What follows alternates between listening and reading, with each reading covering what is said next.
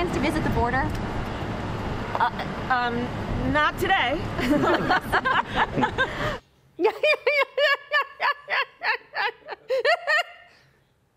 The VP is our border czarina. That is her job, and even she thinks it's a joke.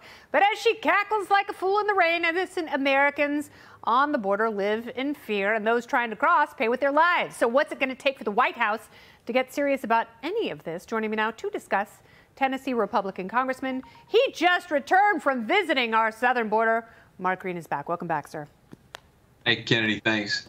So why put the president in that position to have the entire administration once again defend a lie? How hard is it for him to go down and take a look at what's happening? Well, it's not hard at all. He's got this big jet 747 called Air Force One, and it can land in El Paso, Texas very easily. So I have no clue why he's never been. It's a massive crisis, as you and so many others have described.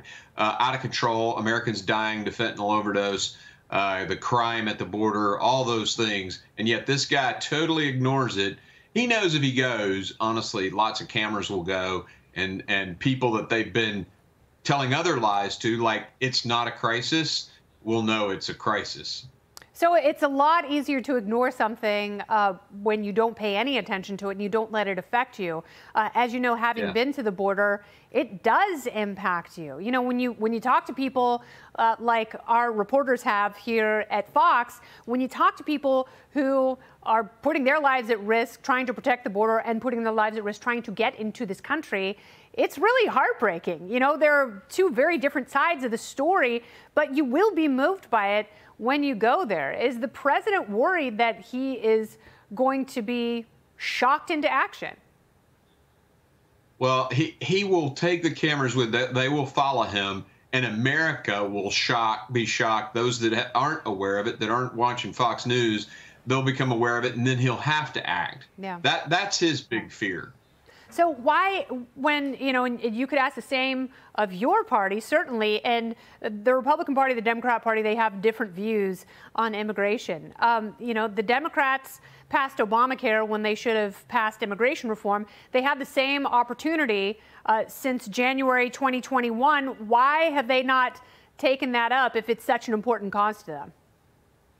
Well, everything that they've done is to speed people into the country. You can look at Joe Biden's interim final rule, which basically, changes the laws, even though he doesn't have the authority to do that as the president, on how credible fear and asylum works, that they're shipping people all over the country as they hit the southern border. Everything, their budget, the way they redesign the budget is just to speed people in.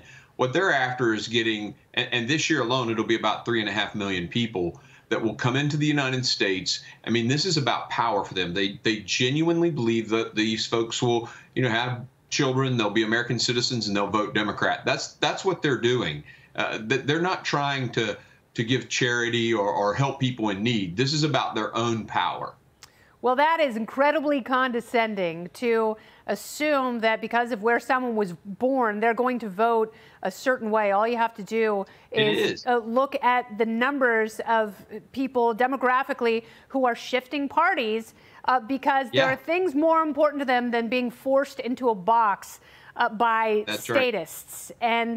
And Latin Americans are actually making that shift faster than anyone else. If you look at the demographic, he has the worst approval rating in, it's Latin American. So I don't understand Latinos. I don't understand what he's thinking. It doesn't make sense to me, but that's the only plausible explanation. He's not thinking, he's napping, and he should go back to night-night and let some of the big pants people do the real work. Congressman Green, thank you very much for your time. Thanks, Kennedy. Take care.